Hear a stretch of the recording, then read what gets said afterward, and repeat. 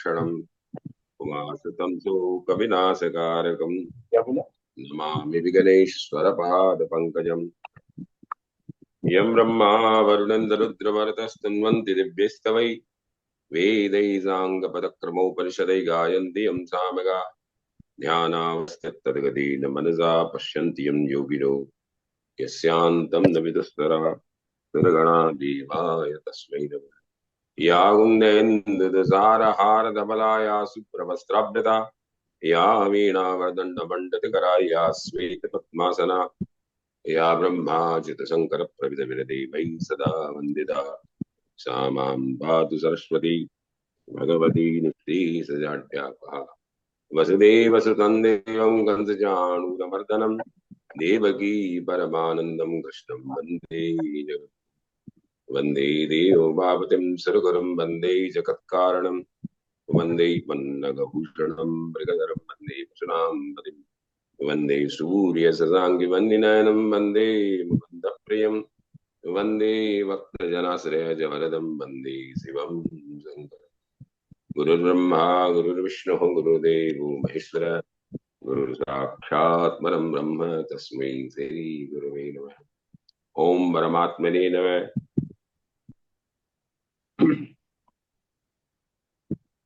भगवान आनंद कंद श्री कृष्ण चंद्र की महती कृपा से हम सभी श्रद्धालु जन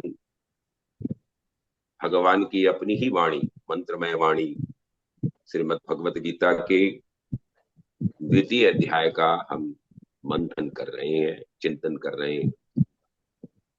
भगवान नारायण ने दूसरे अध्याय के अंदर में 11वें श्लोक से ही अपना उपदेश अर्जुन के द्वारा व्यक्त किए हुए अपने कौटुंबिक मोह से उत्पन्न जो विषाद था वो ठाकुर के सामने में रखा और फिर ठाकुर ने प्रतीक स्वरूप में अर्जुन को रख करके प्रत्येक जीव के उद्धारक के लिए कई सिद्धांतों का प्रतिपादन गीता के इस आधारभूत सांख्य योग द्वितीय अध्याय के अंदर में किया है। आज हम गीता के द्वितीय अध्याय का उपसंहारात्मक स्वरूप 51 से 72वें श्लोक तक देखेंगे। कौटुंबिक मोह से अर्जुन के अंदर में जो विषाद उत्पन्न हुआ था, मोह जनित, अपने गुरुजनों के प्रति, वरिष्ठ जनों के प्रति, परिवार के लोगों के प्रति, और कैसे वो कर्तव्य से विमुख हुआ था। तो ठाकुर ने विभिन्न सिद्धांतों को प्रतिपादित करते हुए अर्जुन को न कहीं जगह समझाया बल्कि डांटा भी है और कर्तव्य के प्रति उसको उन्मुख करने की प्रक्रिया का सिद्धांत प्रतिपादित किया है। गीता जीव के उद्धारक ग्रंथ के रूप में हमें रोगों को भी बताती है और उस रोग के उपचार की प्रक्रिया भी बताती है। बंधुओं, हम देखेंगे कि कौटुंबिक मोह से अर्जुन अपने स्वरूप को भूल गया था। हम सभी जीव ठाकुर के ही अंश हैं। ईश्वर जीव अंश अविनाशी, जो भाव गोस्वामी तुलसीदास जी ने रामचरितमानस में दिया और गीता के 15वें अध्याय में भी ठाकुर ने कहा कि तुम मेरे ही अंश हो, जीवलोके भूत सनातन है। तो हम स्वयं जब सतचित्त आनंद के ही अंशी हैं तो हमें मोह, शोक और भय क्यों होता है? क्योंकि हमें सत और असत का ज्ञान नहीं है, विवेक नहीं है। और कर्तव्य और अकर्तव्य के प्रति हमारी निष्ठा नहीं। ठाकुर शरीर और शरीर के भेद को, सत और असत्य की व्याख्या दूसरे अध्याय के प्रारंभ के अंदर में करते हैं। और अर्जुन की किन कर्तव्य विमूढ़ता जो उसे प्राप्त हो रही है उसके प्रति उसको सचेष्ट करते हुए, कर्तव्य के प्रति विशेष रूप से वो क्षत्रिय इसलिए छात्र कर्म के प्रति, युद्ध करने की प्रवृत्ति के प्रति उसको सचेष्ट कर रहे हैं। हम जब विश्लेषण करते हैं तो संसार में पदार्थ दो ही है, एक है जड़ और दूसरा है चेतन। प्राणी मात्र का स्वरूप चैतन्य भाव में है, चेतन है। इसीलिए हमारे सनातन धर्म में यह सिद्धांत प्रतिपादित है कि हर जीव अमृतस्य पुत्रः, हम स्वयं सब अमृत की बिंदुएं हैं। हमारा जब जड़ से संग हो जाता है तब ही हम अपने चैतन्य भाव को भूल जाते हैं। और जैसे ही जड़ पदार्थों से हमारा संबंध हुआ, हमारे में विकृतियां, चाहे वो मोह के रूप में है, चाहे शोक के रूप में है, या आने वाले जो इवेंट्स हैं, जो परिस्थितियां हैं, स्थिति और काल, उसके प्रति हम आशंकित होकर भयभीत होते हैं। तो जड़ की तरफ आकर्षण होना क्या सिद्धांत प्रतिपादित करता है कि तुम पतन की ओर जा रहे हो, और चिन्मय तत्व की प्रति, चैतन्य तत्व की तरफ, परमात्म तत्व के प्रति हमारा यदि आकर्षण होता है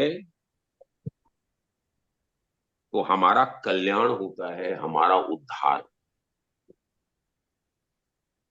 और इसका विभाजन कैसे हो? जड़ की तरफ जाने से हमें मोह की प्रमुखता है। अब मोह का भी हम विश्लेषण आगे देखेंगे कि मोह कितने प्रकार के, और चैतन्य तत्व परमात्म तत्व की तरफ जाने से हमारे में विवेक की प्रमुखता, विवेक की मुख्यता हो। तो वस्तु स्थिति यह है कि जड़ और चैतन्य के अंदर में ठाकुर हर जीव के प्रति यह सिद्धांत प्रतिपादित करना चाहते हैं कि तुम यदि जड़ से तुम्हारी संगता, अटैचमेंट लेते हो तो तुम्हारे अंदर में मोह जनित प्रवृत्तियों का उद्भव होना सुनिश्चित। और जैसे ही जीव चैतन्य तत्व की तरफ, परमात्मा तत्व की तरफ पारलौकिक यात्राओं के प्रति उन्मुख होता है, उद्यत होता है जीव, तब उसे विवेक की प्राप्ति होती है। और विवेक क्या है और मोह क्या है? बंधुओं, मोह भी दो प्रकार के होते हैं। इनका भी हम यदि विभाजन करें तो विवेक भी दो प्रकार के, अहमता और ममता युक्त मोह, और दूसरा एक मोह होता है कामना युक्त मोह। ठीक इसी तरीके से विवेक में भी सत और असत का विवेक, जिसे हम शरीर और शरीरी, और दूसरा कर्तव्य और अकर्तव्य का विवेक, डू और डोंट की व्याख्या। हमारे सनातन धर्म में श्रुति परंपरा से, वेदों से लेकर पुराणों में, स्मृतियों में, उपनिषदों में, ब्रह्मसूत्र में भी हमारे जितने सनातन धर्म के मनीषी हैं उन्होंने हमें डू और डोंट की व्याख्या बताई। क्यों? कि जीव को क्या कर्तव्य करना है और क्या कर्तव्य नहीं करना, इसके द्वारा उसको विवेक की प्राप्ति होगी। और जब ये विवेक प्राप्त जीव को होता है तो उसकी जीवन यात्रा सुगम होती है विवेक के माध्यम से, और जीव का पतन नहीं होता है, वो अधोगति की तरफ नहीं जाता है। हमारा सनातन धर्म उन सिद्धांतों को प्रतिपादित करता है जिसके द्वारा हम ऊर्ध्व गति को प्राप्त करते हैं, कल्याणक मार्ग के प्रति जीव की यात्रा प्रारंभ होती। अब देखिए, प्राप्त वस्तु मोह में क्या जनित भाव है। जो प्राप्त वस्तु है हमारे पास में, जैसे शरीर आदि, हमारा अपना शरीर है, हमारे अपने संसाधन है, हमारे पास जो सामर्थ्य है, क्योंकि या तो आपके पास भगवती शारदा की कृपा है, या लक्ष्मी की कृपा है, या भगवती काली की कृपा। इन सब संसाधनों को जो आपके डीएनए में ठाकुर ने प्रदान किए, अपने कर्मजन भावों के प्रतिफल स्वरूप जो आपको प्राप्त हुआ है, उसके प्रति यदि आपका मोह प्राप्त होता है तो वो अहम और ममता करवाता है। अहम और ममता युक्त मोह है, उसका प्रविष्ट होते ही यहां पर महाभारत के रणांगन में अर्जुन को कौटुंबिक मोह प्राप्त हुआ है। उसे अपने वरिष्ठ जन, गुरुजन, कुटुंब के लोग, परिवार के लोग दिखते हैं, और वो अपने छात्र धर्म से विमुख हो करके और मोह के ग्रसित होने से अपने कर्तव्य को भूल जाता है, कर्तव्य के प्रति सचेष्ट नहीं होता है, और इसीलिए उसमें विषाद प्रवेश करता है। दूसरी अप्राप्त वस्तु क्या है? जो घटना चक्र आने वाला है, जो स्थिति आदि की हम कामना करते हैं, उस कामनाओं के प्रति which is has not happened, which is going to happen, जो हमारी भावी परिणति के भाव जो हमारे अंदर में आते हैं, तब हमारा मोह, मोह कामना युक्त मोह होता है।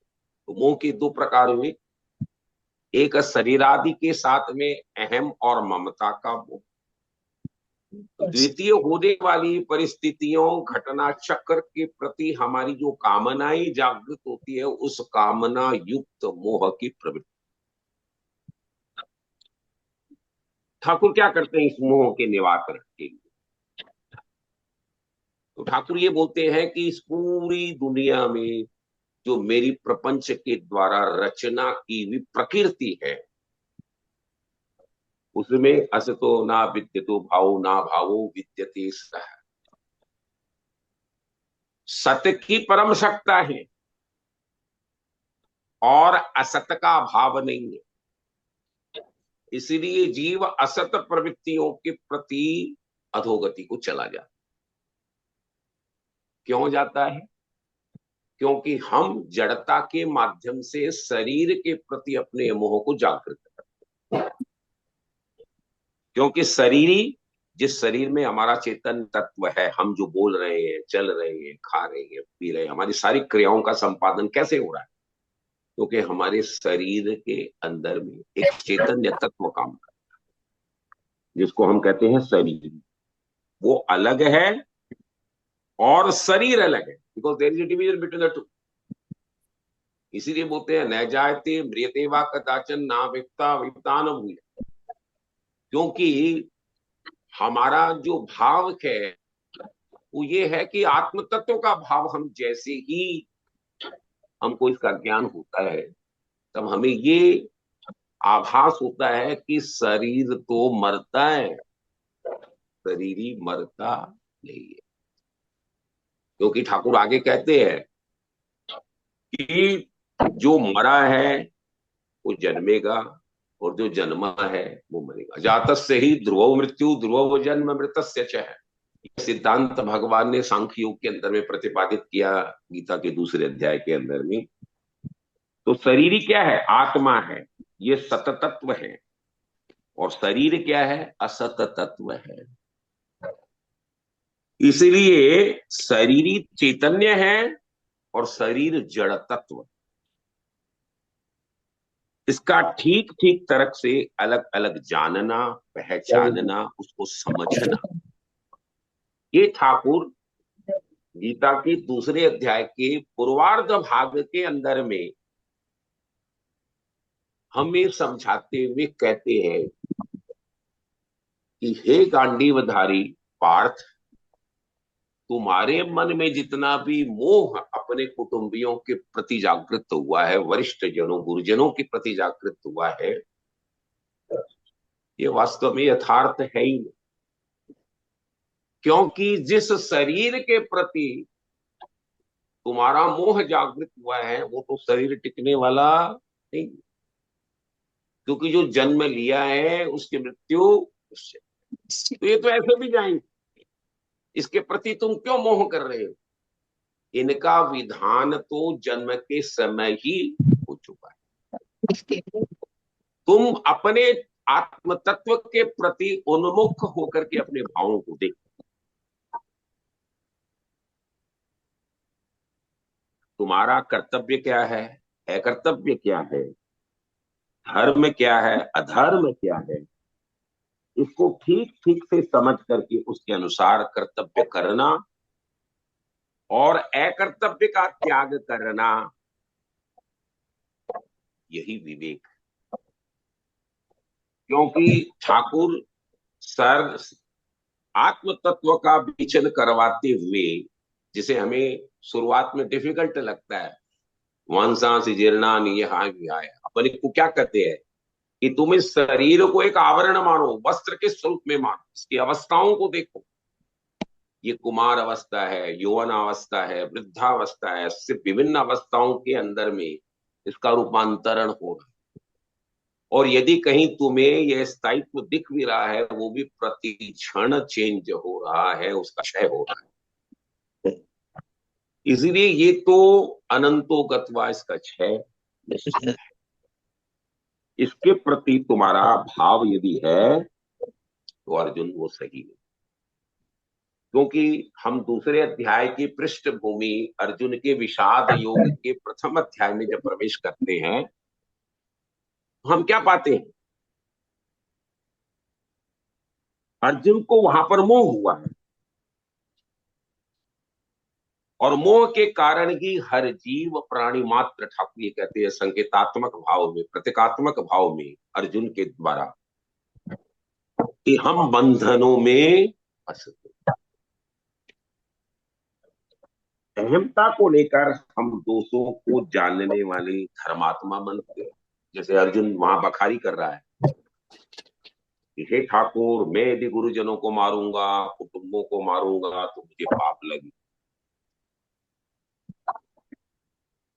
हमारी स्त्रियां दूषित हो जाएगी, वर्ण संकर हमारे यहाँ पैदा होंगे, पितरों को पिंड नहीं मिलेगा, जलदान आदि नहीं होगा, इसलिए वो भी अधोगति को जाएंगे, हमारे पितर तृप्त नहीं होंगे। इस तरह की धर्म युक्त बात करने की बखारियां जो कर रहा है, ये जड़ तत्व के प्रति अपने मोह के कारण है।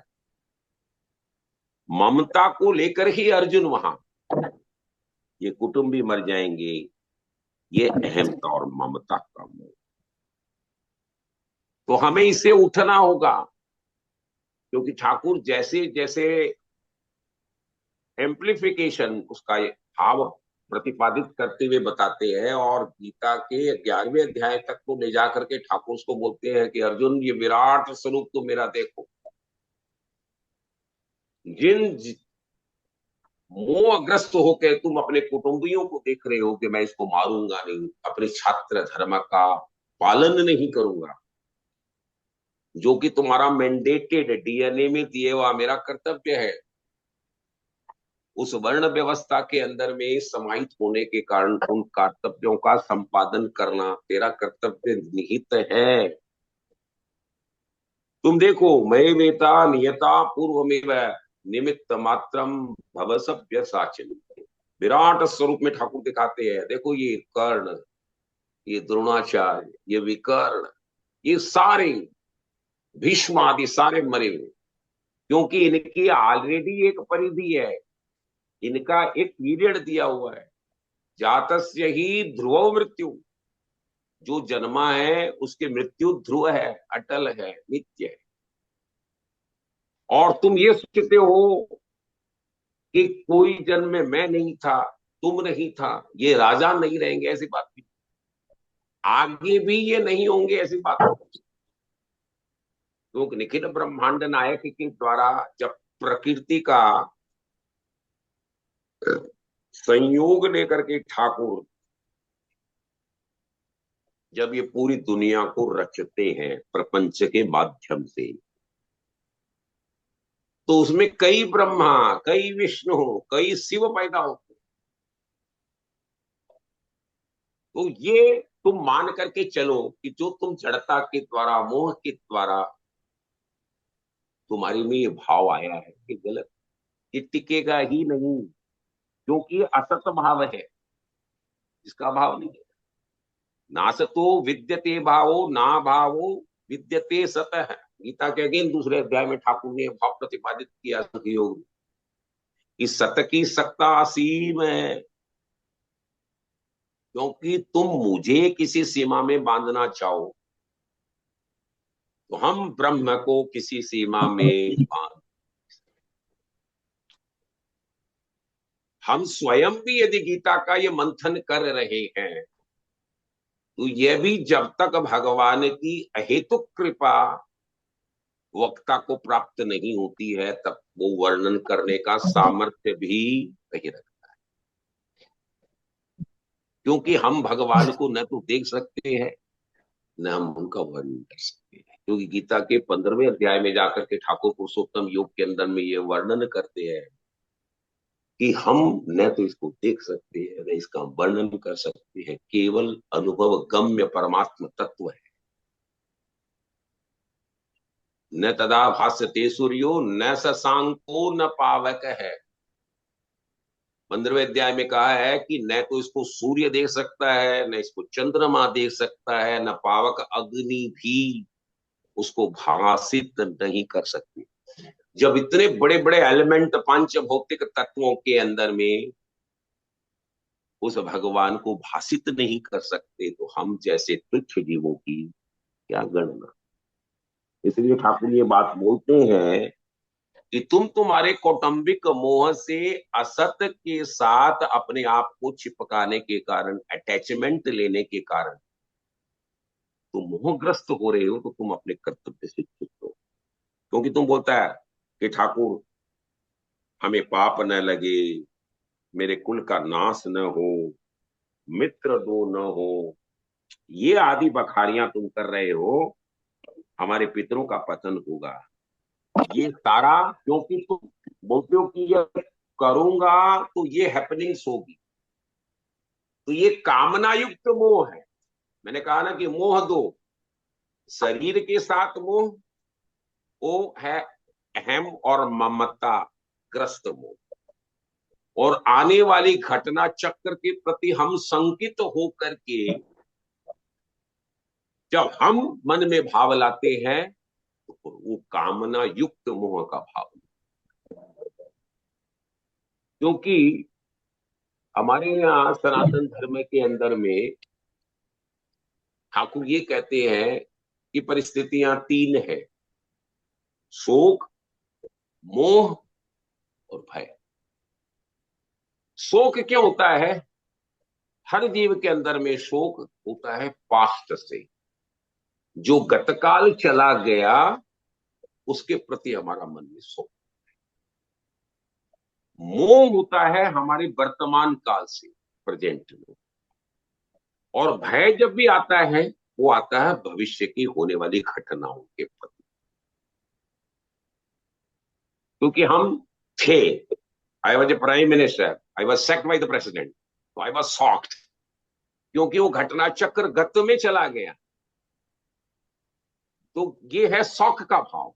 मेरे पास आज के दिन 5 करोड़ है, 500 करोड़ आनी चाहिए, तो ये हमारा मोह प्रकट होता है। मेरे पास रुपया पड़ा है, कल कोई डिपार्टमेंट की रेड ना आ जाए होने वाले भय से, मैं आज फाइनेंस मिनिस्टर हूं, कल प्राइम मिनिस्टर मुझे रिमूव ना कर दे, उस घटना चक्र से होने वाली भविष्य घटनाओं से हम आशंकित होते हैं, इसलिए भय।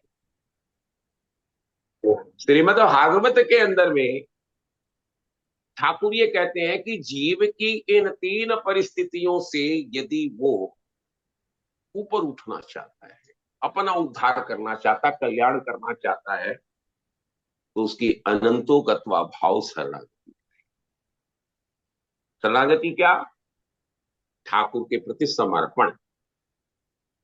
जब तक वो शरणागति का भाव न आए, तब तक तुम हमेशा इन तीन चक्रों के अंदर में ही त्रिकुटी में घूमते रहो और हमेशा शंकित रहो, हमेशा तुम्हारा जड़ पदार्थों से संयोग रहे।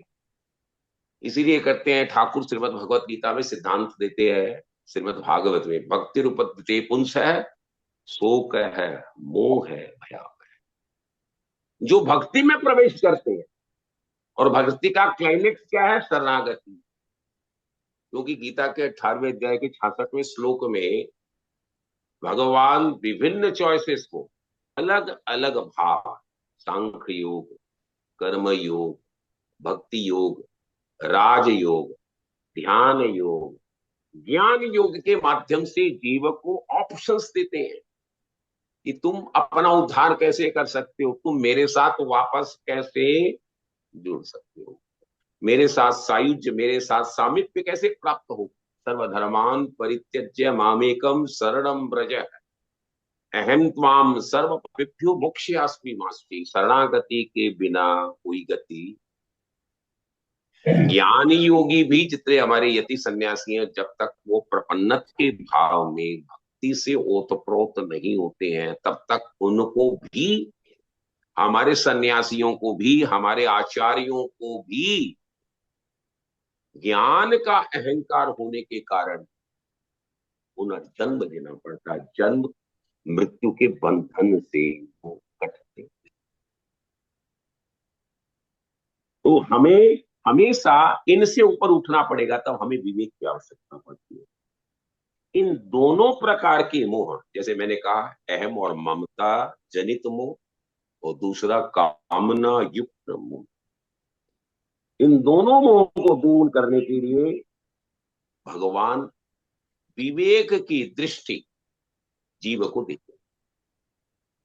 विवेक क्या? शाब्दिक अर्थ में विवेक होता है नीर और क्षीर।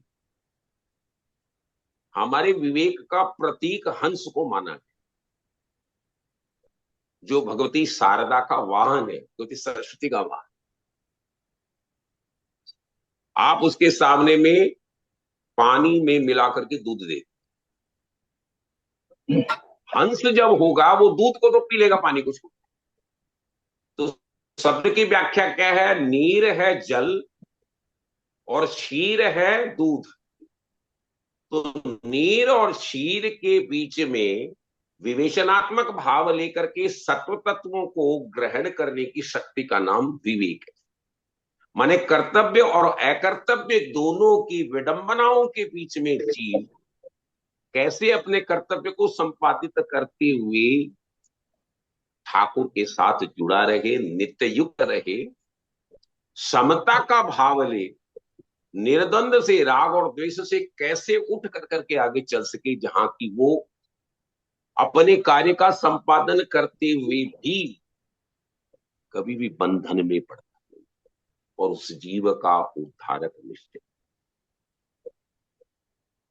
ठाकुर क्या बोलते हैं कि शरीर और शरीरी का, सत्य और असत्य का विवेक ठाकुर ने वर्णन किया है गीता के दूसरे अध्याय में। 11वें अध्याय से ठाकुर का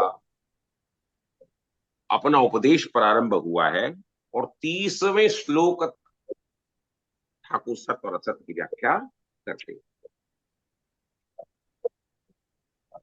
उसी के अंदर में ठाकुर ये बोलते भी हैं कि हे जीव, कि तुम सोचते क्यों, मनन क्यों करते हो, मोह जनित क्यों होते हो।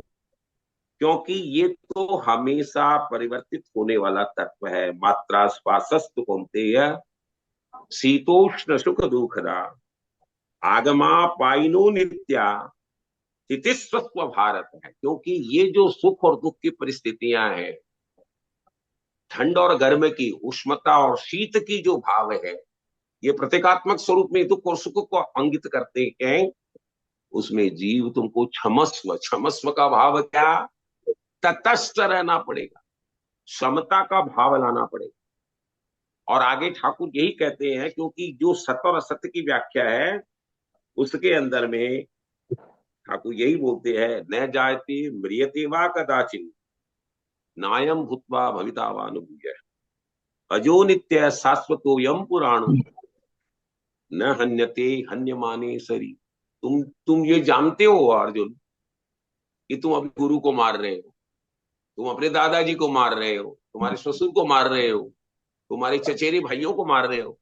ये भाव है कि तुम जिसे मारते हो तो शरीर है, शरीर ही है ही नहीं, क्योंकि उसमें जो चैतन्य तत्व है वो तो मरणासन स्थिति के अंदर में वहां से डिटेच हो चुका है, निकल गया, चला गया। तुम किसको मार रहे हो? क्योंकि हम तो स्वयं सतचित्त आनंद की अंशी हैं। हम यदि स्वयं सत्य हैं और चित्त हैं और आनंद स्वरूप में है तो हमारा क्षय हो ही नहीं सकता। इसलिए तुम जो ये भाव लेते हो, और अगेन उसमें दृष्टांत देते हैं, मांसा से जीर्णान यथा विहाय नवानि गृणाति नरोपराणि तथा शरीरेण विहाय जीर्णा नन्याति संयाति नवानि। ये आवरण थे, ये वस्त्र स्वरूप में थे, जो तुम्हें आज दिख रहे हैं, इन्होंने अपना चोला बदल लिया है। जैसे हम हमारे वस्त्रों को छोड़ करके पुराने वस्त्र हट जाते हैं, नए को ग्रहण करते हैं, वैसे ही चैतन्य तत्व जो उस जीव में था, शरीर के अंदर में समाहित था, उसकी जैसे ही परिणति आई, उसकी आयु समाप्त हुई, तो उसको छोड़ करके दूसरे शरीर में प्रवेश कर। हमारे इसीलिए 84 लाख योनियों का मामला कि हम जो कर्म करते हैं उसका फल मिलता है, और उस फल के श्रुति के अनुभव के हिसाब से हम कभी अंडज बनते हैं, कभी उद्भिज बनते हैं, कभी वनस्पतियां बनते हैं, कभी हम रेपिटाइल सर्प और नाग बनते हैं, कभी हम व्याघ्र बनते हैं, कभी हम मिक्र बनते हैं, कभी हम प्रेत भूत पिशाच वेताल ब्रह्म राक्षस बनते हैं। और जब हमारे सत्कर्म होते हैं तो हम देवताओं के अंदर में ऊपर चले जाते हैं, हमें स्वर्गिक लोक प्राप्त होता है। यदि हम गलत योनियों में जाते तो हमें नरक को भी भोगना पड़ता है। आगे ठाकुर ये बात बोलते हैं कि जब तुमको सत्य और असत्य का भाव मालूम पड़ जाए तो तुम्हारा मोह समाप्त हो जाए, और जैसे ही तुम्हारा कार्य करने की पद्धति तुम्हारी जब अनअटैच्ड हुई, माने तुम किसी कर्म से जुड़े ही नहीं, उसमें लिपायमान ही नहीं हुए, तो वो कर्म का भाव तुमको प्रभावित नहीं। इसीलिए इसको बोलते हैं कि तुमको हे जीव कार्य कैसे करना है। पद्म पत्र वेमांबसः, कमल के पत्ते पर जैसे बिंदु रहता है, जल रहता है, वो उससे अटैच नहीं होता, लिपायमान नहीं होता। पद्म पत्र विमांबसः, उस पद्म पत्र के ऊपर में बिंदु जो जल है अटैच होता है। तो तुम जो भी कार्य करो वो अनअटैच्ड हो, समता का भाव दो, उसमें कभी भी शीत उष्ण दुख सुख उद्विग्नता और प्रसन्नता, ये भाव उसमें आने नहीं। क्योंकि जो ठाकुर जी दिया है मैं कार्य संपादन कर रहा हूं। और इसीलिए आगे कर्मयोग की व्याख्या प्रतिपादित करते हुए ठाकुर कहते हैं कि तुम्हें कर्तव्य और अकर्तव्य का विवेक होना चाहिए। कर्तव्य और अकर्तव्य का विवेक करते समय ही ठाकुर 47वें अध्याय में आकर के कर्मण्डे वादिकारस्ते मां फलेषु कदाचन की व्याख्या करते हैं।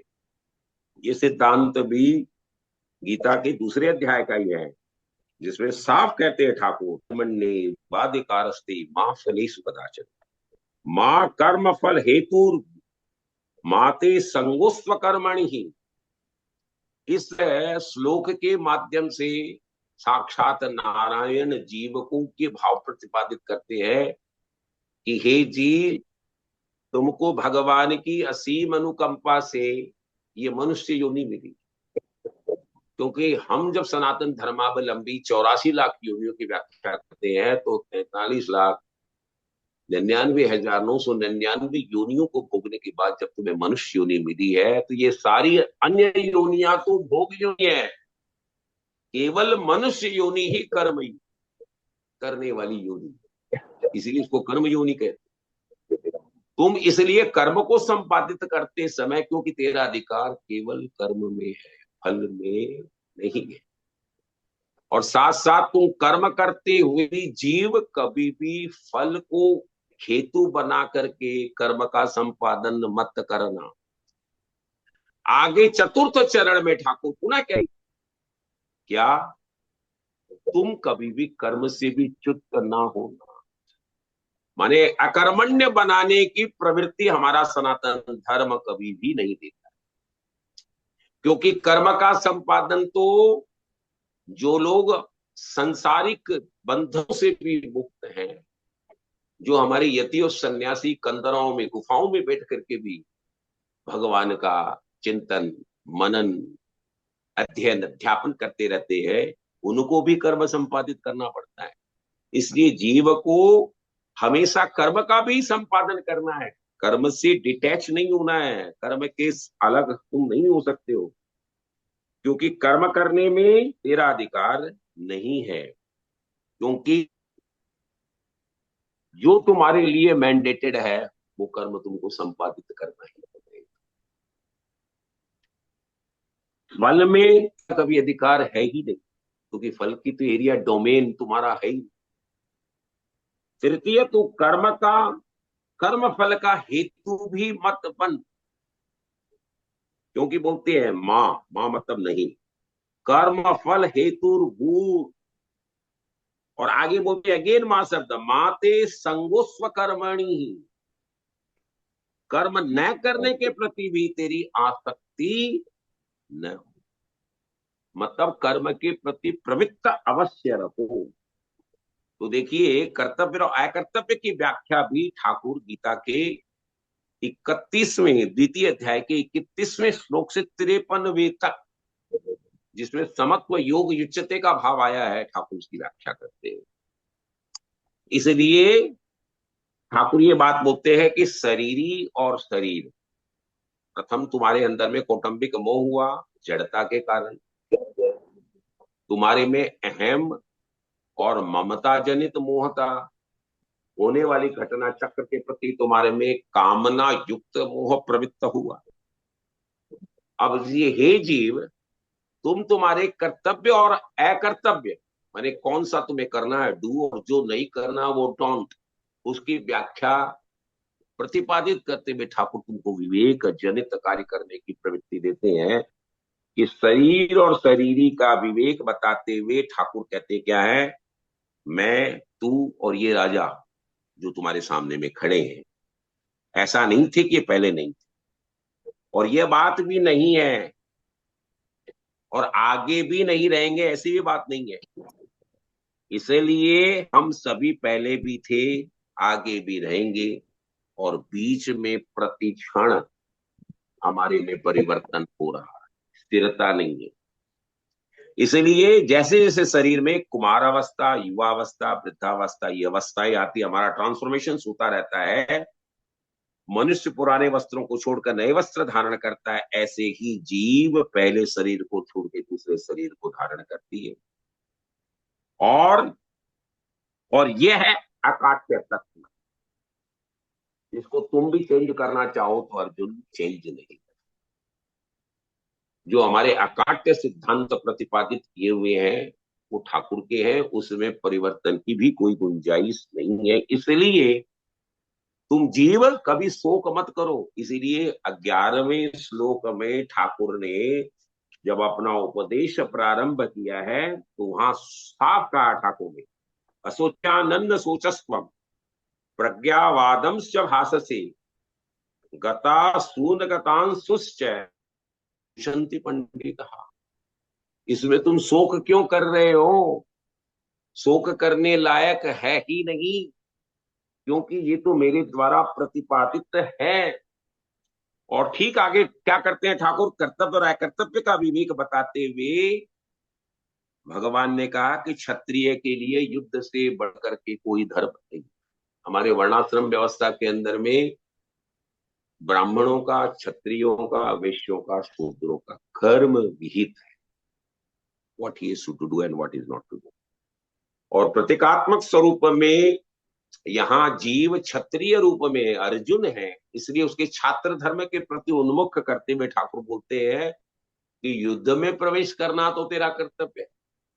और अर्जुन, यदि जो अनायास युद्ध तेरे पर थोपा गया है, किसने थोपा? ये युद्ध तेरे पर थोपा गया किसके द्वारा? तुम्हारे प्रतिपक्ष के द्वारा, कौरवों के द्वारा।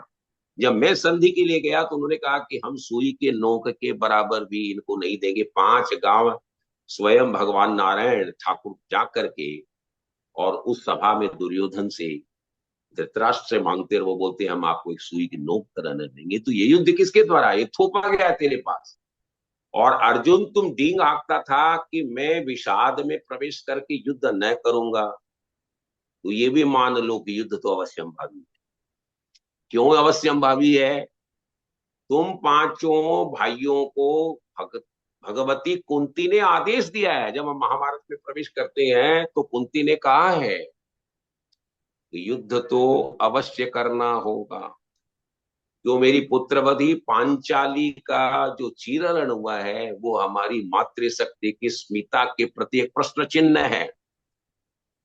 वो हमारे प्रकृति का भाव है उसके अंदर में। तो यदि प्रकृति के साथ कोई खिलवाड़ करेगा तो स्वयं पुरुषोत्तम भी उसको सहन न कर सके। क्योंकि द्रौपदी कोई नॉर्मल स्त्री नहीं है, वो यज्ञ कन्या है, साक्षात भगवती भद्रकाली है, यज्ञ से प्रकट होने वाली पांचाली है।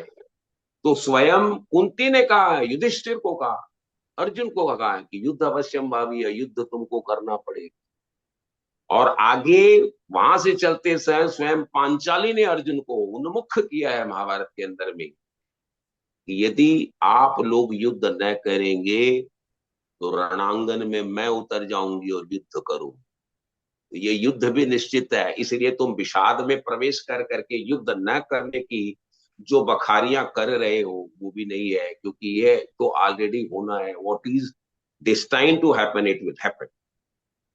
तो कर्तव्य और अकर्तव्य में विवेक बताते हुए ठाकुर क्या कहते हैं कि क्षत्रिय के लिए युद्ध से बढ़कर कोई भी धर्म नहीं है, और अनायास प्राप्त हुआ युद्ध तो स्वर्ग की प्राप्ति का खुला दरवाजा है। इसलिए अर्जुन, तेरे लिए तो इससे बढ़िया मौका कभी मिल नहीं सकता, क्योंकि क्षत्रिय के लिए ये अत्यंत आवश्यक है। तू युद्ध रूप स्वधर्म का पालन नहीं करेगा तो तुम्हें पाप लगेगा।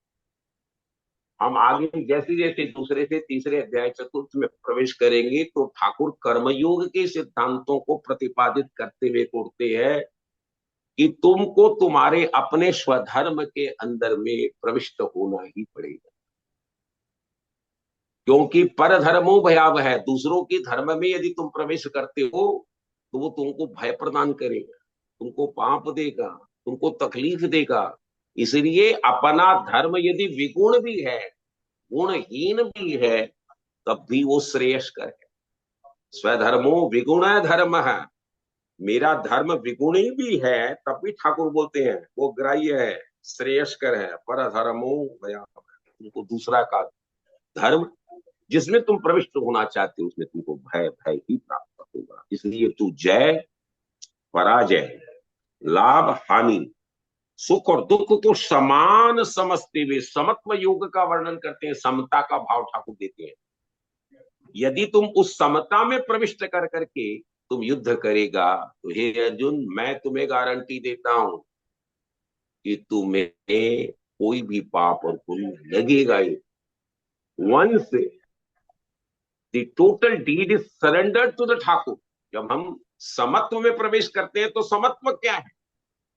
समत्व है राग द्वंद्वों से ऊपर उठ कर करके हम अपने कर्तव्य का निर्वहन करते हैं, और उसमें हम हर पुरुष में नारायण और हर स्त्री में नारायणी का दर्शन करते हैं। जड़ और चेतन के अंदर में भगवान की परम सत्ता का आभास होता है। तो हमें न तो राग होता है और न द्वेष होता है, क्योंकि दुख के ये दो कारण ही है, पतन के ये दो ही कारण है, बंधन के ये दो ही कारण है। इन दोनों कारणों से तुम्हें ऊपर उठना पड़ेगा, यही समत्व योग उच्यते। तो ठाकुर बोलते हैं कि जब तुम दुख सुख इन भावनाओं से उठ जाएगा और तब तुम कार्य का संपादन करेगा, तो वो कार्य कार्य नहीं रहेगा, वो कार्य ठाकुर की उपासना वंदना बन जाएगा। और जैसे ही ठाकुर की वंदना उपासना बना, तुमको पाप और पुण्य लगेगा ही नहीं, क्योंकि तेरा तो कर्तव्य कर्म करने में ही अधिकार है, फल के प्रति तो तेरा अधिकार है ही नहीं। कर्मण्ये वाधिकार माँ फली कदाचन। तू फल का हेतु भी मत बन, और कर्म न करने में भी तेरी आसक्ति नहीं हो।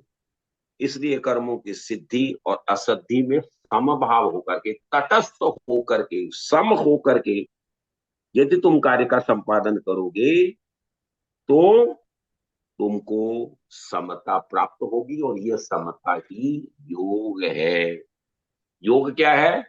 ठाकुर की प्राप्ति है, ठाकुर से मिलन है। हम योग को क्या कहते हैं? जोड़। मैथमेटिकल लैंग्वेज में योग इज नोन एज प्लस, और हमारे ऑप्टिकल साइंस के अंदर में हमारे पास में एक माइनस और एक प्लस है। प्लस का भाव क्या है? नजदीकी का।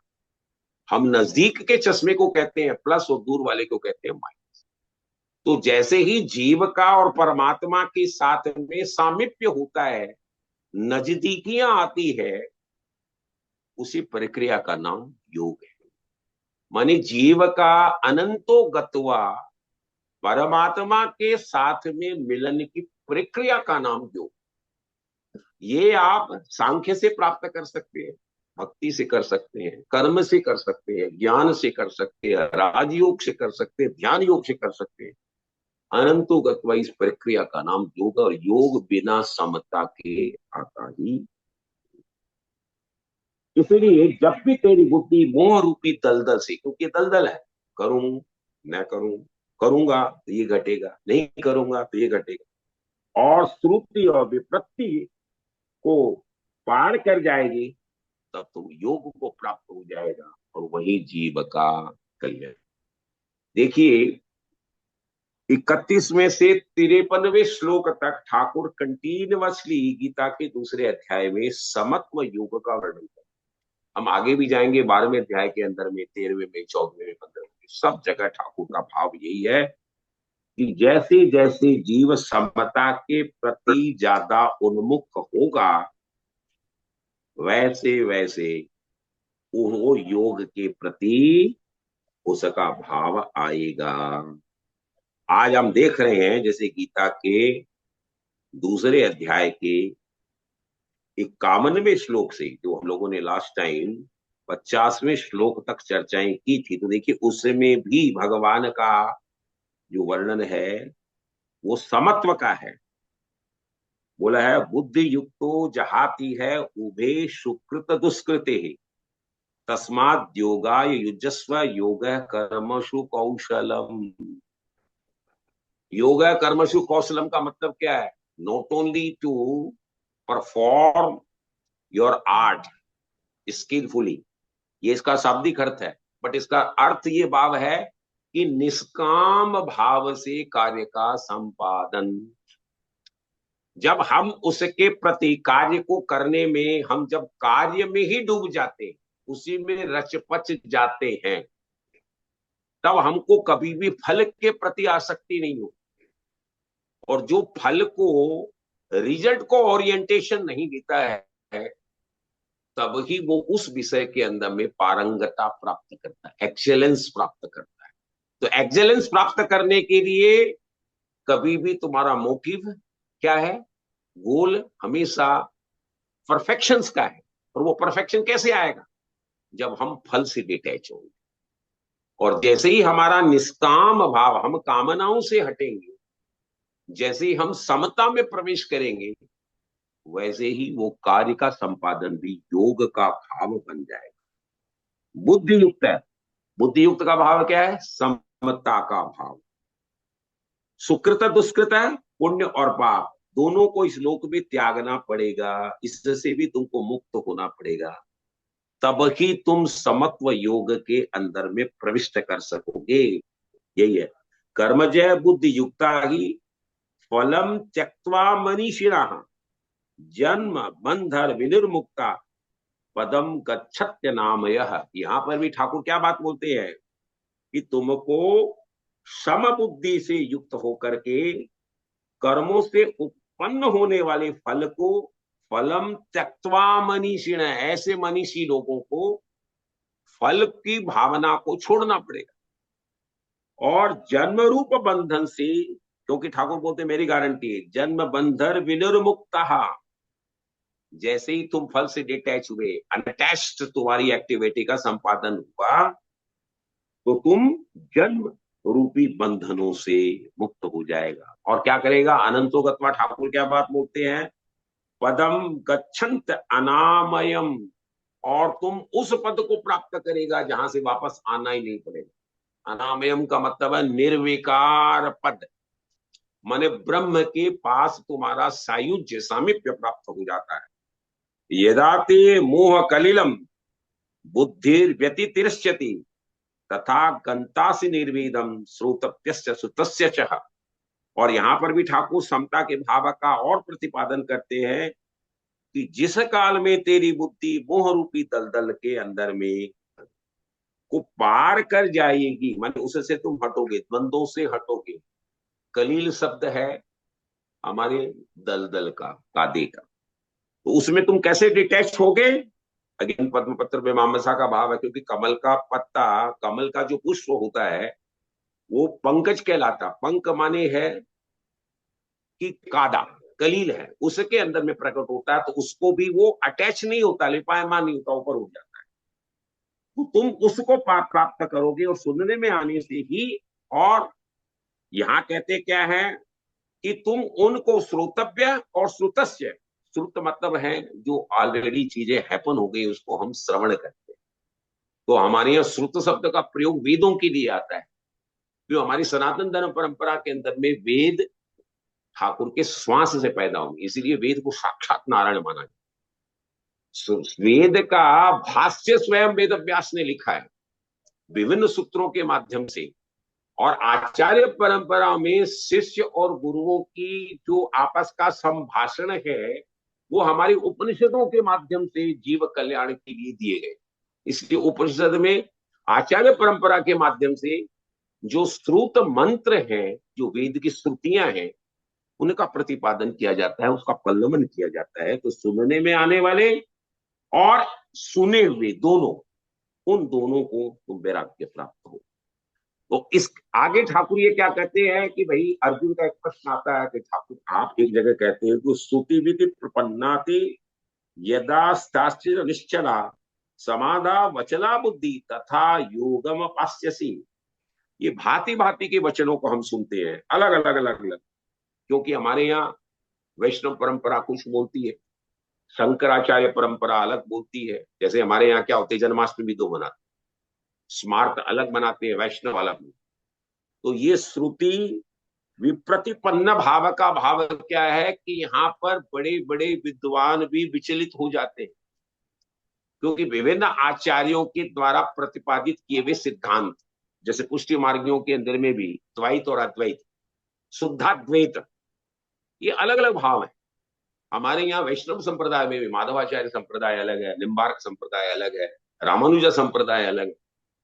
तो ये संप्रदायों के अंदर में भी जो अलग अलग भाव है उससे तेरी बुद्धि विचलित होती है। तो अर्जुन बोलते हैं कि ठाकुर तब हम इस बुद्धि को अचल अटल स्थिर कैसे कर सकते हैं, इसलिए हम योग को कैसे प्राप्त करें, और उसको प्राप्त होने वाले जीव को जो हम स्थित प्रज्ञ कहते हैं वो हम कैसे प्राप्त कर सकते हैं, उसके क्या लक्षण होते हैं। स्थित प्रज्ञ जो लोग हैं वो किस तरह से बोलते हैं, कैसे चलते हैं, कैसे उनकी क्रियाओं का संपादन होता है। तब ठाकुर बोलते हैं स्थित प्रज्ञ क्या भाषा, क्योंकि अर्जुन वहां बोल रहा है, प्रश्न करते हैं स्थित प्रज्ञ क्या भाषा समाधिस्थ के समय स्थितम किम प्रभाषेत किमासीत प्रजेत किम। कैसे वो बैठते हैं, प्रजेत कैसे चलते हैं, कैसे बोलते हैं। तब ठाकुर बोलते हैं प्रजाहाति यदा कामान सर्वान पार्थ मनोगतान आत्मनेवात्मना तुष्ट है स्थित प्रज्ञस्य उच्यते। स्थित प्रज्ञ किसे कहते हैं? देखिए यहां पर भी भाव स्थित प्रज्ञ में है समता का। कैसे? अर्जुन, जो जिस काल में भी मन में संपूर्ण कामनाओं का भली भांति पूर्वक त्याग, कामान प्रजाहाति, स्थित प्रज्ञ बनने की पहले पोस्टुलेट, पहली एलिजिबिलिटी क्राइटेरिया, उसका विशेषण क्या है कि तुमको सब तरीके की कामनाओं का त्याग करना पड़ेगा और आत्मा से आत्मा में संतुष्ट होना, क्योंकि आत्मन्येवात्मना तुष्ट है। तुम्हारी आत्मा आत्मा रमण बने। कैसे? भगवान शिव। इसीलिए उसको आत्मात्मम गिरिजामती सहचरा प्राणा शरीरम गृह, इसलिए भगवान शिव को आदर्श माना गया है। हमारे वैष्णवों के अंदर में हमारे 12 वैष्णवों का श्रीमद् भागवत वर्णन करता है, जिसमें सबसे उच्चस्त वैष्णव संप्रदाय के अंदर में भगवान शिव को माना है, क्योंकि वो आत्मरमण है, आत्मा में ही अवस्थित रहने वाले। क्योंकि हमारा स्वरूप भी चैतन्य स्वरूप है। जब हम अपने स्वरूप में अवस्थित होते हैं तब ही हम आत्मरमण कर सकेंगे। तो ठाकुर ये बात बोलते हैं, कामनाओं को तुमको त्याग करना पड़ेगा और आत्मा का आत्मा में विलीन करना पड़ेगा, उसमें संतुष्ट होना पड़ेगा। और जब तुम उस प्रक्रिया में प्रविष्ट कर जाओगे तो हे जीव उस की समय तुम स्थित प्रज्ञ कहलाओगे। और दुखेश्व उद्विग्न मना सुखेशु विगत स्प्रिय है, वो स्थित प्रज्ञ की लक्षण क्या है? अर्जुन पूछता लक्षण क्या है? तो लक्षण उसका क्या है कि दुख में वो कभी भी उद्विग्न नहीं होता, सुखेशु विगत स्पृहा, और सुख में उसका कभी स्पृहा, मन में लालच लोभ मोह होती नहीं है। वीत राग भय क्रोधा स्थितिर् मुनिर उच्चते, और तब वो स्थिति प्रज्ञ कहलाता है। कैसे? वो वीतरागी है, उसके अंदर में न राग है, न भय है, न क्रोध है। तो ये भाव कैसे आएंगे? जब तक वो समता में प्रवेश नहीं करेगा, तटस्थ भाव में नहीं जाएगा, सबका आदर करना नहीं सीखेगा, तब तक वो स्थिति प्रज्ञ कहला नहीं सकता। जिसके न राग है, न भय है, न क्रोध है, तब ही ऐसे जीव की बुद्धि स्थिर बुद्धि कहलाएगी, मतलब स्थिति प्रज्ञ कहलाएगा। न सर्वत्रान विस्मिन प्राप्यम शुभाशुभम, शुभ में अशुभ में वो कभी भी अपने आप में मोहित नहीं होता, आनंदित नहीं होता। ना विदंती न दृष्टि तस्य प्रज्ञा प्रतिष्ठिता, जो सर्वत्र स्नेह रहित है, माने किसी में कामना ही नहीं है, उसमें शुभ और अशुभ के प्राप्त होने के कारण न तो प्रसन्नता है न द्वेष है। अगेन समता का भाव है। जैसे हमारे सन्यासियों के अंदर में भाव होता है, हमारे दत्तात्रेय भगवान का आख्यान श्रीमद् भागवत में आता है, उनके 24 गुरु, उस गुरुओं में उन्होंने कीट से पतंग से इवन वैश्या को भी उन्होंने गुरु बनाया। भगवान दत्तात्रेय की पूजा हमारे महाराष्ट्र में और कर्नाटक में बहुत दत्त गुरु बोलते हैं उसको, मनाई जाती है। उनके 24 गुरु हैं। और श्रीमद् भागवत के एकादश स्कंद के अंदर में दत्तात्रेय संवाद है, जहां उन्होंने कहा है कि मेरे लिए सब बराबर है, मैं सर्प से, स्त्री से, पतंग से, कीट से, वैश्या से, सबसे सीखता हूं, क्योंकि इनकी अलग अलग जो क्रियाओं का संपादन करने की जो चेष्टाएं हैं वो मुझे गुरुत्व तत्व प्रदान करती है। इसलिए तुमको उन सभी से ऊपर उठना पड़ेगा, उसमें न द्वेष है, तभी तुम्हारी बुद्धि स्थिर मानी जाएगी। आगे ठाकुर क्या उदाहरण देते, यदा संगरते चायम कूर्मोंगानी व सर्वस है। स्थित प्रज्ञ का भाव क्या है? तुमको कूर्म बनना पड़ेगा। कूर्म हमारे यहाँ कहते हैं कछुआ। अब देखिए कछुआ में जब वो चलता है तब उसके 6 अंग हमको दिखते हैं। 4 उसके पांव है, एक उसकी पूंछ है और एक आगे उसका मुंह है। जब वो कभी भी भय वगैरह उसको आता है या बाहर की किसी प्राकृतिक प्रकोप से वो पीड़ित होता है तो वो स्थित हो जाता है। स्थित होने का मतलब क्या है? वो अपने सारे अंगों को अपने में समेट लेता है। और जब उस स्थिति के अंदर में हम कछुए को कोई नदी नाले पोखर आदि के पास में देखते हैं तो कछुआ को हम केवल उसकी पीठ दिखती है, उसके वो जो अंग, 6 अंग हैं, वो परिलक्षित ही नहीं। तो ठाकुर क्या कहते हैं कि हे जीव, तुमको कूर्म बनना पड़ेगा। कैसे बनेंगे कूर्म? हमारी 5 इंद्रियां और एक मन है, ये है हमारे बीच है। इन छओं से तुम अपने आप को विमुख करो, अपने आप में अवस्थित करो, तब ही तुम स्थित प्रज्ञ के प्रति उन्मुख बन सको। यथा संगरते चायम कूर्मोंगानीव सर्वसः इंद्रियाणीन्द्रियार्थिभ्य तस्य प्रज्ञा प्रतिष्ठितः। और जैसे वो समेट लेता है, तब वो भी पुरुष जो है, जो जीव है, वो अपना यदि कल्याण चाहता है तो इंद्रियों के जो विषयों से, इंद्रियों से मिलने वाली जो सुख है, उससे अपने आप को डिटेच करे, हटाए। क्योंकि वो तुमको भय प्रदान करने वाली है, अनंतो गत्वा तुमको भय देगी, त्राण देगी। तो उससे तुमको हटा देना पड़ेगा, तभी तुम्हारी बुद्धि स्थिर मानी जाएगी। तो विभिन्न श्लोकों के माध्यम से ठाकुर ने गीता के सांख्य योग के अंदर में तटस्थता का भाव, समता का भाव प्रतिपादित किया है। क्योंकि यतो तो यापि कुंती है पुरुषस्य विपश्चित है इंद्रियाणी प्रमाथीनी हरंती प्रसवम मन है। हे अर्जुन, आसक्ति का तो कभी नाश है ही नहीं। और ये प्रमथन स्वभाव वाली इंद्रियां जो है, वो तुमको क्या करेगी? तुम्हारे मन को हर लेगी। इसलिए यदि तुम मोह जनित होकर के आगे भाव को प्रतिपादित करोगे, संपादन करोगे, तो ये अनंतो गत्वा तुम्हारी सारी इंद्रियां मन को हरेगी, और मन के द्वारा तुमको बलात् हरने से तुमसे कुछ इच्छाएं करवाएगी, और कुछ इच्छाएं करवाएगी तो तुम पुनः वापस कामना युक्त होने से जन्म और मृत्यु के बंधन में घूमते रहो। जातस्य ही वो मृत्यु द्वौ जन्म मृतस्य पुनरपि मरणम पुनरपि जठरे सैनम। वो हमारी जो शंकराचार्य की विवेक चूड़ामणि के अंदर में भगवान का वर्णन है, वो वापस आएगा। तानि सर्वाणि संयम युक्त आसीत मत पर है वचे ही यसेन्द्रियाणी तस्य प्रज्ञा प्रतिष्ठितः। इसलिए सब इंद्रियों को वश में कर करके मेरे परायण होकर के, देखिए यहाँ पर भी ठाकुर क्या बोलते हैं सांख्य योग में, मेरे परायण मत पर, मतलब शरणागति।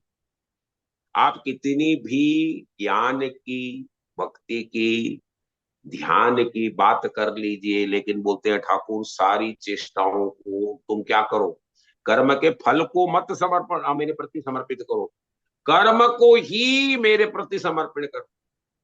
जैसे ही we surrender our deeds to the Almighty, जैसे ही हम ठाकुर को हमारे कर्मों को प्रदान कर देते हैं, उनको सरेंडर कर देते हैं, तो उसमें दिव्यता प्रवेश कर जाती है। और वो कर्म से निकलने वाले जो भी पाप और पुण्य के भाव हैं, वो आपको लिपायमान करते ही नहीं। क्योंकि once you are not a doer, आपके मन में जब ये भाव आया कि ठाकुर मैं तो कुछ कर ही नहीं रहा हूं, I am not a doer, मैं तो आपके द्वारा बताई हुई कार्यों का संपादन कर रहा हूं, I am merely A puppet in the hands of almighty. जब मेरे में कर्तृत्व का अभिमान ही नहीं है, if I am not a doer, तब उस जो कर्म का संपादन हो रहा है, वो ठाकुर तुम जो यंत्री हो, जो रामकृष्ण परमहंस साहित्य में भगवान स्वयं रामकृष्ण परमहंस देव ने कहा कि माँ तो यंत्री है, उस यंत्री इस यंत्र के माध्यम से कार्यों का संपादन करवाती है। जब माँ काली, भद्रकाली जो कार्य करवा रही है, हे माँ मैं नहीं कर रहा हूं, यंत्री करवा रही है, और यंत्री ही कर रही है। इसलिए पाप और पुण्य दोनों का भाव मुझे लगता है। और जैसे ही पाप और पुण्य तुम्हें न लगे, तो तुम्हारा जन्म बंधन, कर्म बंधन आएगा क्या? तुम जब गुणातीत हो गए, तब तुम्हारा कल्याण निश्चित है। इसलिए तुमको वहां से हटना पड़ेगा। ध्यायतो विषयान पुंस संगस्तेषु उपजायते संगा संजायते काम काम क्रोधो भी जायते। यदि कामनाओं के द्वारा तुम कार्य का संपादन करोगे और उसका फल तुम्हें प्राप्त नहीं होगा, तो तुम फल प्राप्ति की चेष्टा में तुम्हारे डिजायर्ड रिजल्ट जब तुम्हें प्राप्त नहीं होंगे, अपेक्षित कर्मों का फल तुम्हें न मिलेगा, तब तुम्हारी उस कामनाओं के द्वारा तुम्हारा क्रोध उत्पन्न होगा, और क्रोध हो जाने से तुम्हारी बुद्धि भ्रष्ट होगी, और बुद्धि भ्रष्ट होगी तो तुम्हारा नाश निश्चित है। क्रोधात भवति सम्मोह है, सम्मोहात विश्व विभ्रम है, स्मृति मनसाद बुद्धिनाशो बुद्धिनाशात प्रणश्यति। और इसके द्वारा क्रोध से तुम्हारा मोह पैदा होगा, और मोह से स्मृति तुम्हारी समाप्त होगी, और स्मृति का जब विनाश होगा तो तुम्हारी बुद्धि समाप्त हो जाएगी, और बुद्धि नाश यदि तुम्हारी हो गई तो तुम्हारा अनंतो गत्वा, अल्टीमेटली तुम्हारा नाश निश्चित है। तुम प्रणश्यति, तुम गिर जाओगे। गिरने की प्रक्रिया का नाम ही अधोगति है। हम अधर की तरफ चले जाएंगे। राग देश वियुक्तेस्तु विषयान इंद्रियश्चरन आत्मवश्य विधेय आत्मा प्रसादम मति गच्छति। इसलिए अपने अधीन किए हुए अंतःकरण वाले अपने जितने भी राग द्वेष आदि क्रियाएं जो तुम कर रहे हो उस इंद्रियों के विषयों में विचरण करता हुआ तुम ये सोचते हो कि मैं प्रसन्नता प्राप्त करता हूं, ये तुम्हारा मूर्खतापूर्ण भाव है। क्यों? प्रसादे सर्व दुखानाम, तुम जिसको प्रसन्नता मान रहे हो, जिसको प्रसाद मान रहे हो, वो सभी दुखों का कारण है। हानि यस्योपजायते प्रसन्न चेतसो यासु बुद्धिर पर्यवस्तिष्ठते। इसलिए तुम्हारा उसका अभाव नहीं है। तुमको हर कदम कदम के अंदर में दुखों को आत्मसात करना पड़ेगा। इसलिए कर्मयोगी जो होगा वो अपनी स्थित प्रज्ञ बुद्धि के माध्यम से उन सब विषयों को वहां से हटा करके भली भांति स्थिर होकर के भगवान में अपने आप को परिवस्थित करेगा, मत पर करेगा, सरेंडरिज्म के प्रति जाएगा। ना सिर्फ बुद्धि युक्त से नैचा युक्त से भावना नैचा भाव वयतर शांति शांतश्च कुतः सुखम।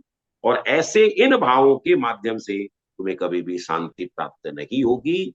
इसलिए ठाकुर व्यास बोलते हैं या निशा सर्वभूतान। एक और भाव भगवान ठाकुर ने गीता के दूसरे अध्याय में प्रतिपादित किया है कि स्थित प्रज्ञ जो जीव है वो क्या करता है। 69वें श्लोक में या निशा सर्वभूतानाम तस्याम जागृति संयमी। स्थित प्रज्ञ का शब्द पर्याय के अंदर में भगवान ने संयमी किया है। हम जैसे बोलते हैं कि जैसे रात में लोग सोते हैं तो हमारे सन्यासी जागते हैं, ऐसा भाव नहीं है। यस्याम जागृति भूतानी सा निशा पश्चितो मुने है।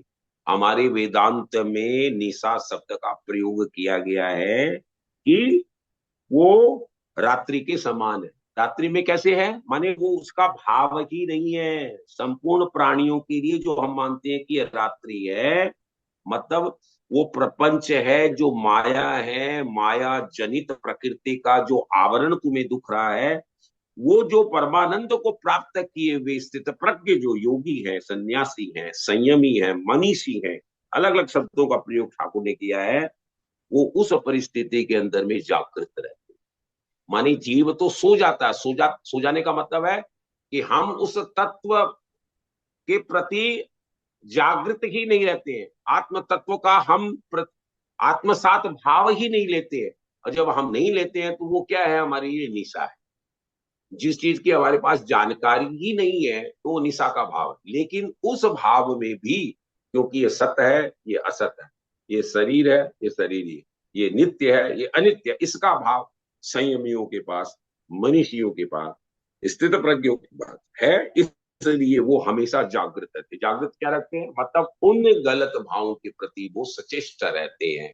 कर्तव्य और अकर्तव्य का विवेक हमेशा उनके यहाँ जागृत रहता है।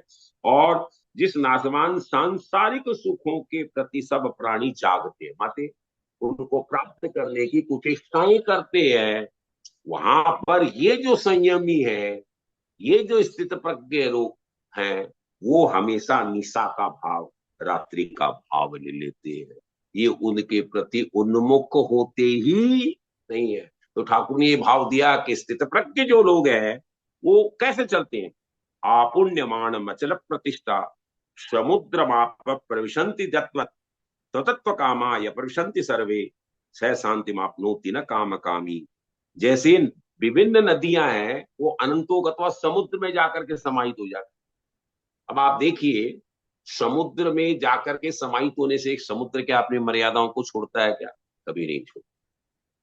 जब बरसात नहीं भी होती है, कोई टाइम पर अकाल पड़ जाता है, अनावृष्टि है, तब भी क्या समुद्र के पानी का अंदर में चंचलता आती है क्या? ना। आपुण्यमान मचल प्रतिष्ठ है, वो एकदम अचल है।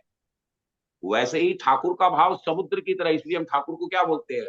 कृपा सिंधु, दया सिंधु, दया निधि। इसलिए भाव ठाकुर के प्रति हमारा संकेत भाव सिंधु का है, समुद्र का है, क्योंकि उसमें मर्यादाएं हैं, उसमें समता है। और जब समुद्र में पानी बढ़ जाता है, तब समुद्र का पानी क्या आसपास के लोगों को समाहित करके समाप्त करता है? नहीं। आपको जान करके आश्चर्य होगा, स्वयं एक वडवानल, एक अग्नि पैदा होती है समुद्र के अंदर में ठाकुर के द्वारा, जो न, जिस अग्नि को हम पानी में देख नहीं सकते, और उस अग्नि के माध्यम से ठाकुर बढ़े हुए जल को भी शोषण कर लेते हैं। उसको बड़वानल बोलते हैं। माने अग्नि जो है, हम जिस अग्नि का प्रत्यक्ष दर्शन करते हैं बाहर में, वो अग्नि अलग है और समुद्र की अग्नि अलग है। इसलिए जब जल की मात्रा बढ़ती है, तब ठाकुर उसका शोषण करते हैं, दोहन करते हैं। इसका भाव यह है कि वो हमेशा मर्यादा में उसको समाहित रखते हैं, तटस्थ भाव में, समता में उसको रखते हैं।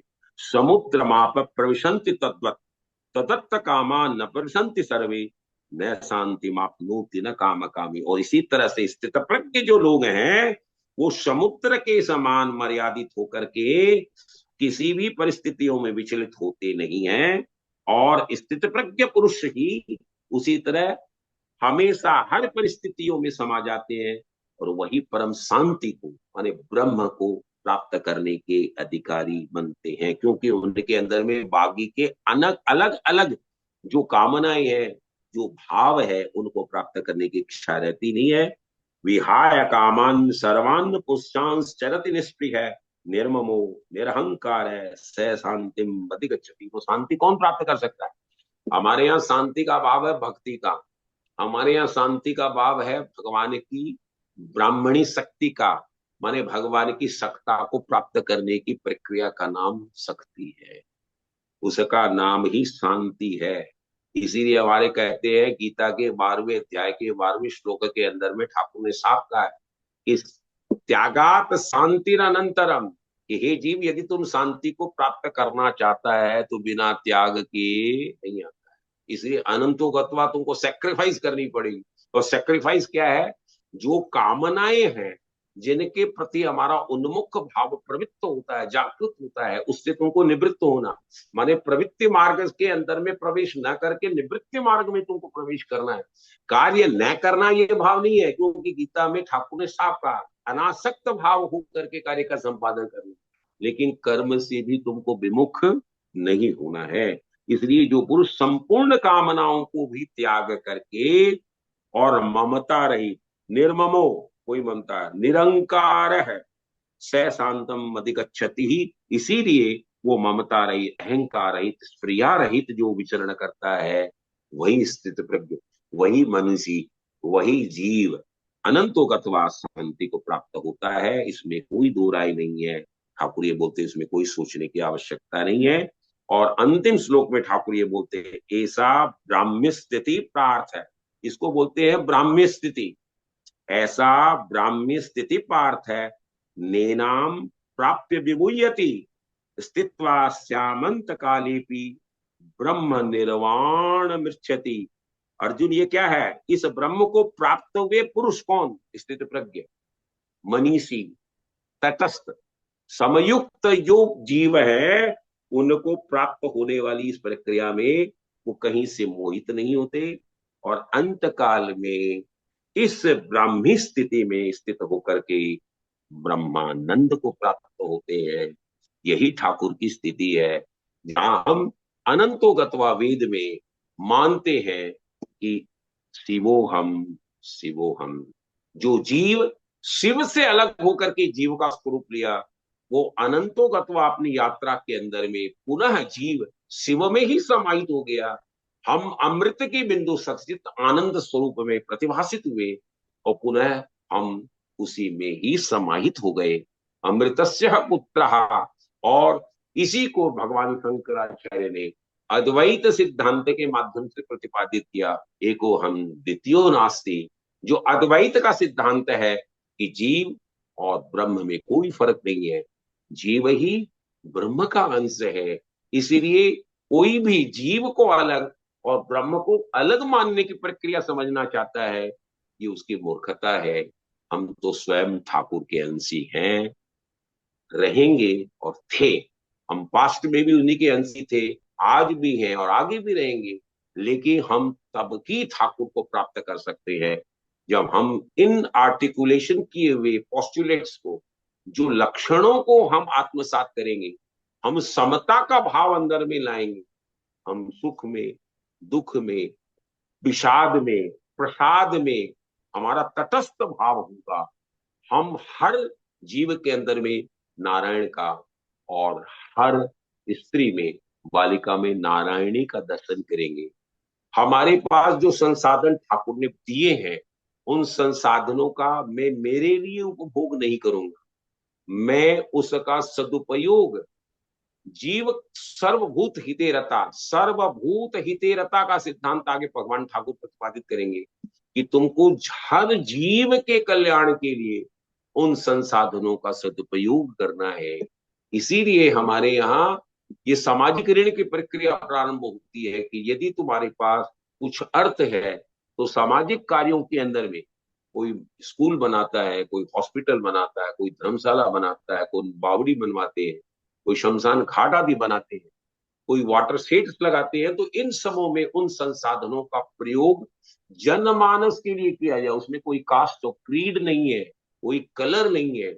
और जब हम उस भाव में सर्वभूत हितेरता का भाव लेते हैं, समत्व भाव में प्रवेश करते हैं, तो ठाकुर बोलते हैं समत्व योग उच्चते।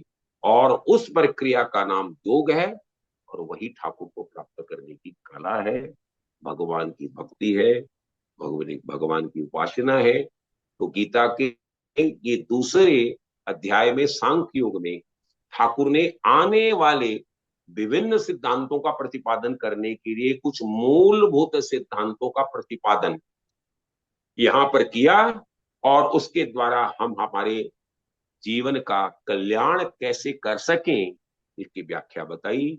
इसी के साथ मैं अपनी वाणी को विराम देता हूं, और भगवान श्रीमन नारायण भगवती राधा रानी के श्री चरणों में कोटि कोटि वंदन करता हूँ। वसुदेव सुतं देवं कंस चाणूरमर्दनम देवकी परमानंदम कृष्णम वंदे जगत गुरुम। पुनः सभी हमारे श्रद्धालु भक्तजनों का जय श्री राधे। बहुत बहुत कोटि कोटि धन्यवाद। राधे राधे राधे राधे राधे। बहुत बढ़िया, बहुत बढ़िया। जल शुद्धि शरीर की, मन शुद्धि सत ध्यान। जल शुद्धि शरीर की, मन शुद्धि सत ध्यान। सिर सुमरे शुद्धि आत्मा, मूर्खता शुद्धि ज्ञान। मूर्खता शुद्धि ज्ञान के